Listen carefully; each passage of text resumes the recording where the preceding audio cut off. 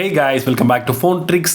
In this video we will learn how to change language of IQOO Z6 smartphone. Without further ado, let's get started. First of all, we need to open settings, then swipe up. Then you can find the option called system. You need to open that. Now you need to click languages and input. Click on that, then click languages. Now you need to choose add language from the list. So there are several languages in the list. You can select your desired language from the list. I will choose Tamil and choose India. Now the selected language is in the second list. So you need to drag it to the top. So when you drag it, it automatically changes into the your selected languages.